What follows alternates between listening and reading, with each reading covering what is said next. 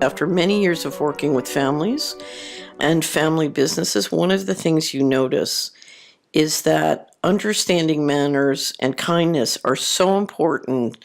People who marry kind people end up healthier and often wealthier than people who end up marrying people who are uncivil, number one. And also, it's the same with businesses. Businesses where the leadership knows how to lead people and interact with people, whether it's client, customers, whomever, it makes an enormous difference over many, many decades. You see it when you look at things on a very long period.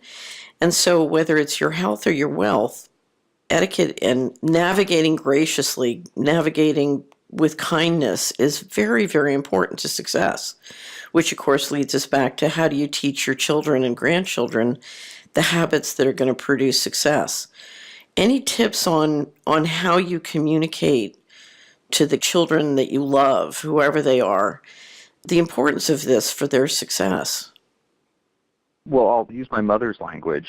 She wrote a book that's for parents and teachers about teaching etiquette, and she called the book The Gift of Good Manners. And with manners being the best gift that you could give any child, because they really equip them Right. for a lifetime. So her whole approach to teaching manners was that this is a gift that you're giving your children. And she developed our teacher training program for parents and teachers. And when she was teaching that program, which I co-taught with her for years, she started off by using language. She used to say, model the behavior you want to see. It's the most important thing you could do.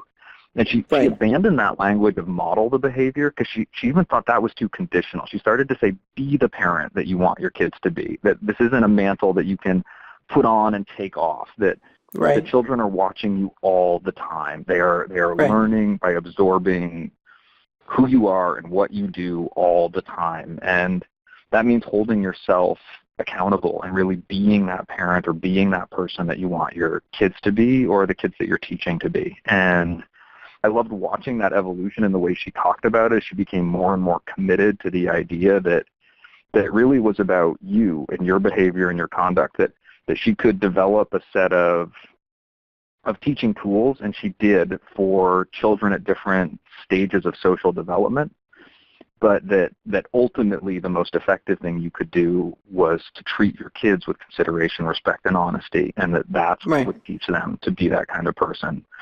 And I think that's a remarkable challenge to give people, and it sounds so obvious when you say it, and at the same time it really is. It's the Hard to practice of do. recommitting to Yeah. that all the time. Exactly.